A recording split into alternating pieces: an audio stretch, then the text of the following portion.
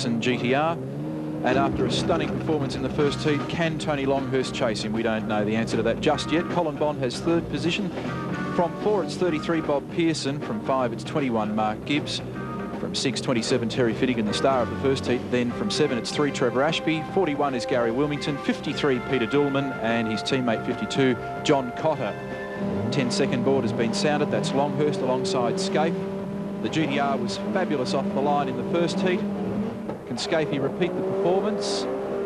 Again, the GTR is unbelievable off the line. The thing leads by 3 seconds in the first 5 seconds. Incredible. Bob Pearson drops back. Now, Colin Bond's got a problem. Hasn't been able to get a gear by the look of it. Some contact off the line, I understand. And it's Scaife disappearing into the western sunset as they go through the Dunlop turn for the first time. Well, it's heat 1 all over again. Look at this, an enormous lead from Scaife. Not quite as big as he was in the first start. Longhurst into second. He's going to have a tough job catching him. Terry Finnigan in third in the FOODTOWN Commodore. It's just simple maths, isn't it? 4 wheels driving's better than 2 when you want to leave a start line. This is Longhurst in second place, car number 25, finished second in the opening heat, and we bound for a fairly lonely ride. Terry Finnigan again in third position in the FOODTOWN Commodore, and he performed extremely well earlier in the day, as you remember. And Gibbs behind in fourth place, and then Wilmington in the Supra. Replay of the start from Colin Bond's race cam, the Dunlop race cam on the side of the car. Bondi gets very sideways, and oh, bang, that's what happened to Bondi. Mark Gibbs nailed him on the way through, and Collins had to gather it all back up, and as a result of that, probably rearranged the geometry on the front of the Ford Sierra. Hasn't been a good day for the CALTEX team. In fact, Mark Gibbs getting very out of shape in his pursuit of Terry Finnigan. This is Longhurst already about 3 seconds behind Mark Scaife, and he enjoys a similar gap back to these guys here battling for third and fourth. And Gibbs, the last time through Sutton's corner over on the back exit of the loop, was unbelievably sideways as he chased Terry Finnigan. Gee, it's good seeing Finnigan back in touring cars and doing so well at the debut of this new car. Colin Bond, you could see there in the background, he's regathered some momentum in the Ford Sierra. So CALTEX's main man will be coming back through the pack as Finnigan just locks up the front left a little bit that time, and Gibbs working very hard to try and make some ground and find a way through. Gibbs has cut a lot of laps around here, did a lot of time in series production racing, and he knows his way around this place pretty well. Same with Finnigan. Spent a lot of time at Amaroo Park. It's good to be back at Amaroo, where we always have great action. Actually, Dunlop race cam, Colin Bond, he's chasing Bob Pearson. And what a tough day it's been for Bondi. This is a fabulous shot. I really love it. You really get a good idea of just how much the car's moving around on the surface of the track. Yeah, with thanks to Dunlop, who are showing us exactly how hard the rubber works on this track. Just look at the amount of attitude in the steering. The driver works fiercely around this track. You can hear in the background the gear changing and the delicate use of throttle. The big problem with the Ford Sierra is narrow rubber and heaps of wheel spin. They have about 550 horsepower, and coming out of a corner like this, just listen. Wheel spin, any amount of it. Bob Pearson had plenty as well, and he made a mistake. That was graphic stuff on race cam. Just about ricocheted off the fence, but Bondi was passed by that stage. I ducked. I jumped. You could hear Bond coming out of the corner. He was just feeding it on gently, and then Pearson got sideways and may have clipped the wall. So Colin's on the charge. He's in behind Trevor Ashby now in the ICI Dulux Auto Colour Holden Commodore.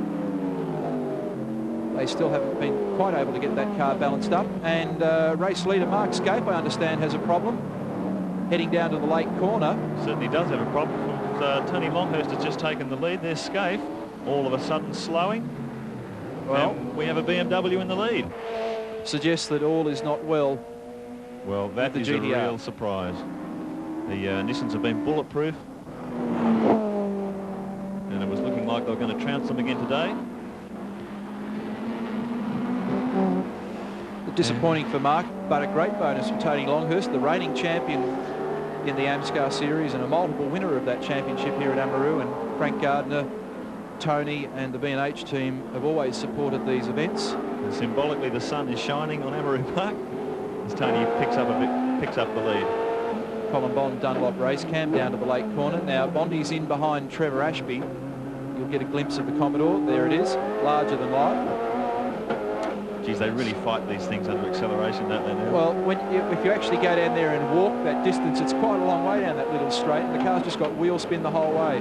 Bondi has to lift off that time as he goes through the right-hander. That's actually the view the driver gets on the top of this hill at about this time of the day.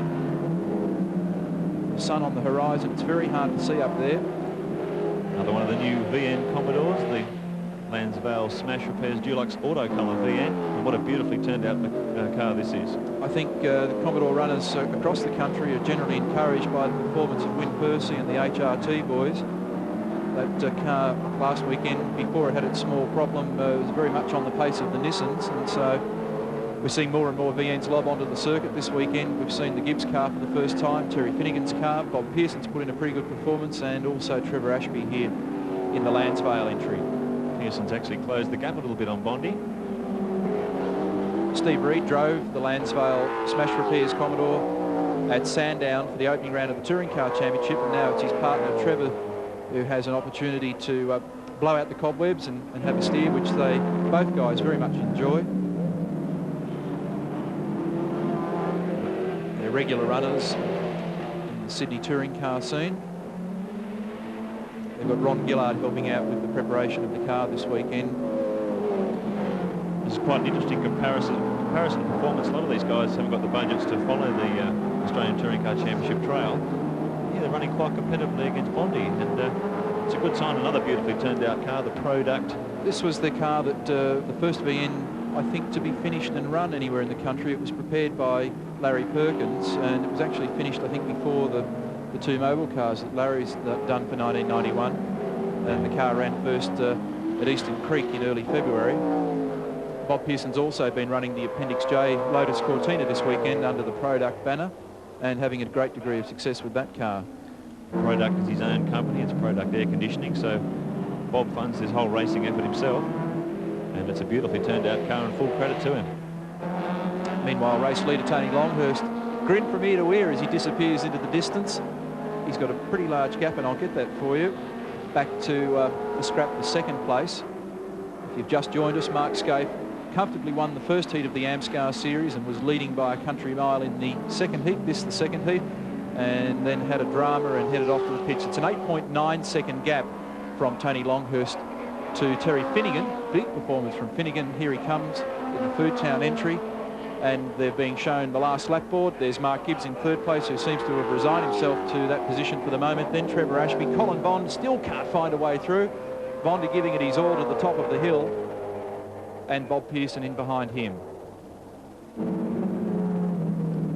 Half a lap to go for Tony Longhurst, and takes one step closer to winning another Amscar series. This little car will be good over the course of the full race distance, but now last corner for Longhurst. Out comes the checkered flag, and Tony Longhurst takes the win in the B&H BMW M3 with a 10-second margin to Terry Finnigan. Great performance from him. Third will go to GIBBS. This is the scrap for fourth. And will Ashby make it just by a hole and bumper bar length from Colin Bond in fifth position? With his first and second places, Tony Longhurst takes the lead in the Amscar series.